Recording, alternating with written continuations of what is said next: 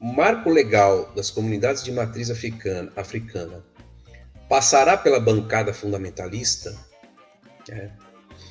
Primeiro, o que é a bancada fundamentalista? É a bancada evangélica, não só. Hoje era conhecido como bancada fundamentalista porque ela é composta também por católicos, conservadores, por, enfim, outras representações, mas hoje é mais conhecida pela bancada evangélica porque há um domínio importante desse segmento. Só a existência dessa bancada já está violando a laicidade do Estado. Né? No meu entendimento, a laicidade do Estado precisaria ser regulamentada e vedar a utilização de expressões religiosas no âmbito do exercício público, né? Da efetivação da agência pública, né? Do âmbito executivo, judiciário e legislativo. Então, nesse sentido, não teria deputado pastor José, sabe? Deputado padre X, né? Bancada evangélica. Ele poderia pôr outro nome, né? Mas já começa por aí, né? Já começa por aí. Então, a existência da bancada evangélica, aí a gente tem toda uma problemática disso, né? Que remonta ao que a gente falou no começo aqui da live, remonta à abertura, né? E quem viu a campanha, as últimas semanas de campanha da candidatura do Lula, viu que foi feito um resgate do que o Lula fez pelos evangélicos, né? E pela cristandade no geral, né? Criação do Dia do Evangelho, criação da marcha para Jesus, do Dia da Marcha, a promulgação da Lei da Liberdade Religiosa, que na verdade é a promulgação da lei do CNPJ das religiões, né? Então não preciso falar mais, né?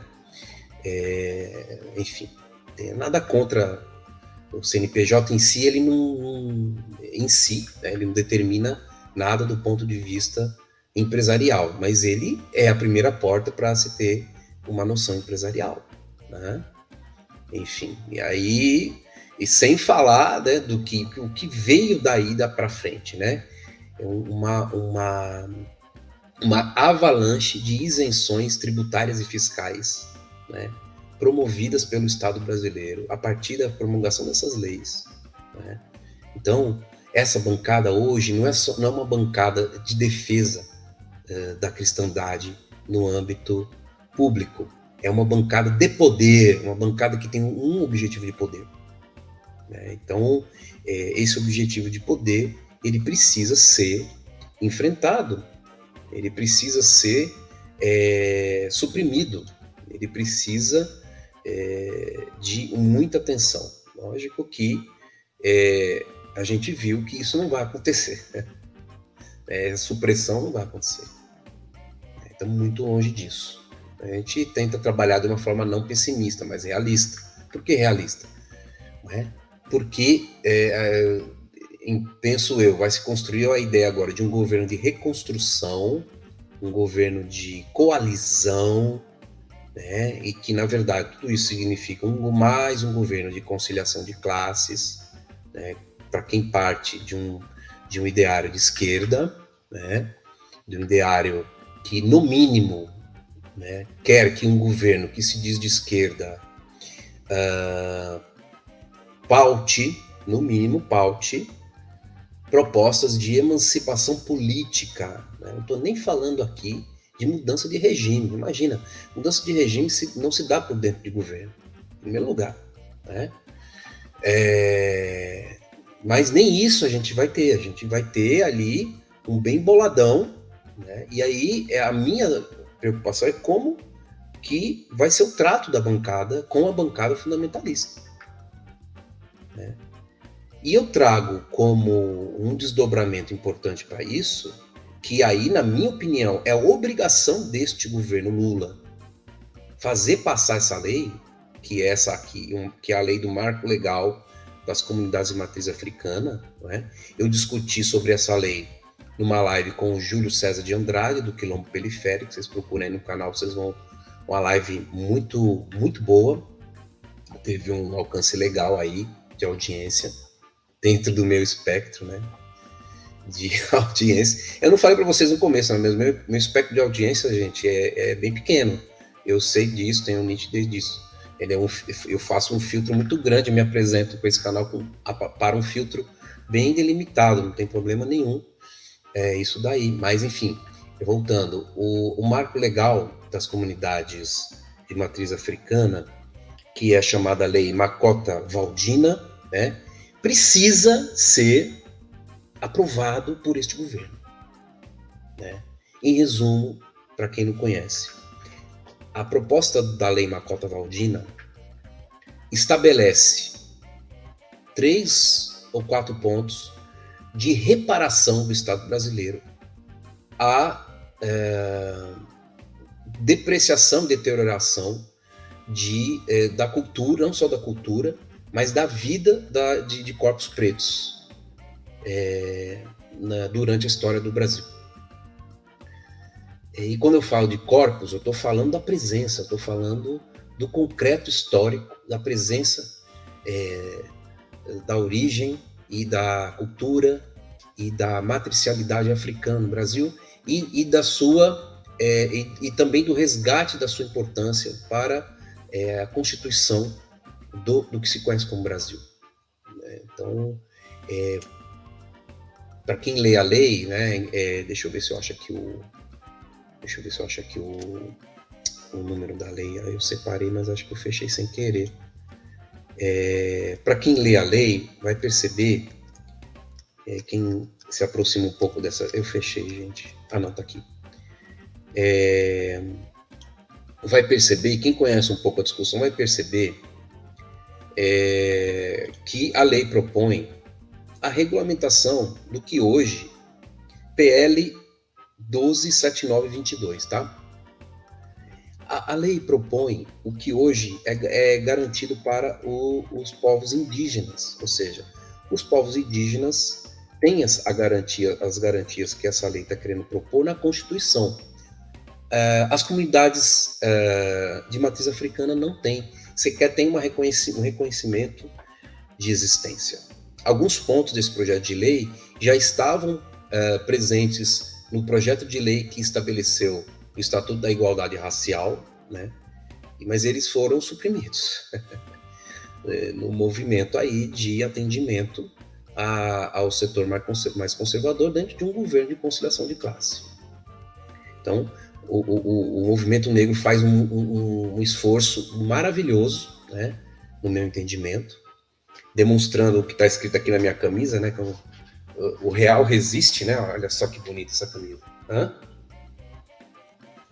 Procurem aí na internet, eu não vou fazer propaganda de graça não, meu canal precisa crescer. Essa aqui é o tema de um poema do Arnaldo Antunes, né? Poema sobre a realidade que a gente vive, da pós-verdade, enfim. Então, em cima da resistência do real, né, o movimento negro levantou esse projeto de lei fantástico. Né? Então, por exemplo, vou dar um exemplo para vocês. Quem quiser se identificar como pertencente a uma comunidade vai ter como fazer essa identificação, entende? É como os indígenas fazem. Os indígenas têm uma identificação indígena do seu povo, qual é o nome do seu povo e como que ele se estabelece.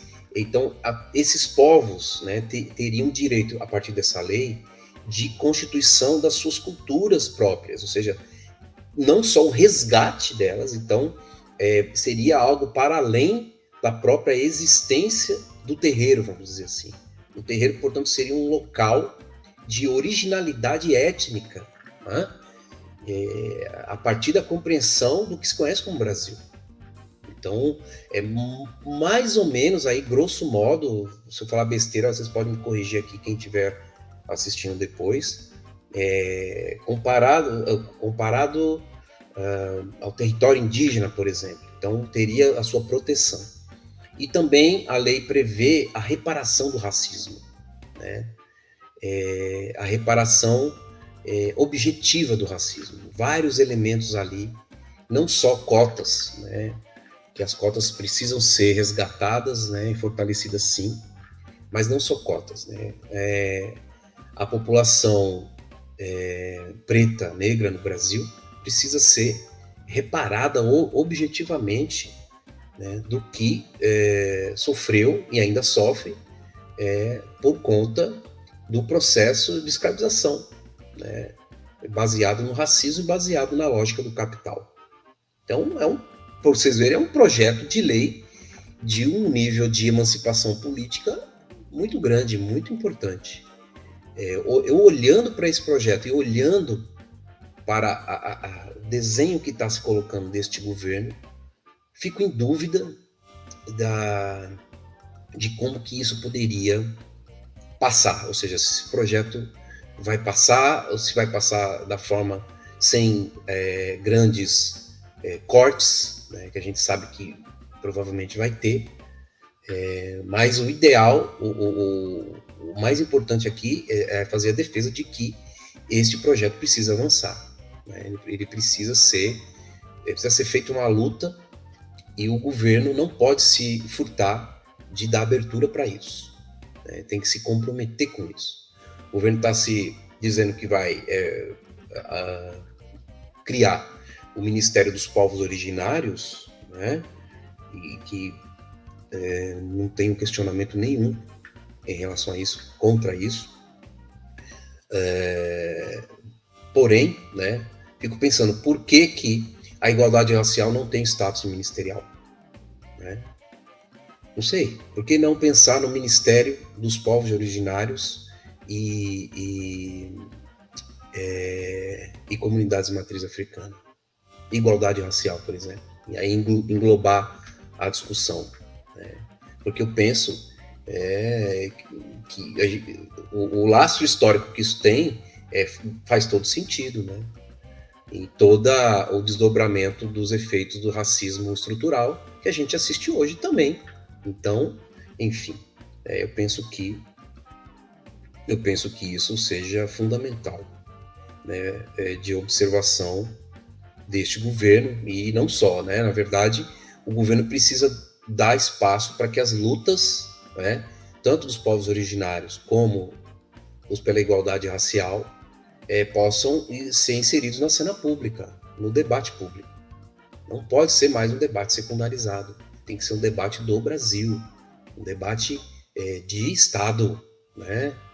Não pode ser um debate só de movimentos sociais. Os movimentos sociais têm que ganhar o protagonismo aí, né? E ter a sua legitimidade reconhecida, a sua credibilidade reconhecida. Então, o projeto do marco legal, que é a Lei Marcota-Waldina, ele expressa, né? Expressa a necessidade, a importância, né? Então, convido que vocês leiam possam ler, né, o projeto de lei e compor a luta aí para que ele seja discutido adequadamente e, consequentemente, aprovado.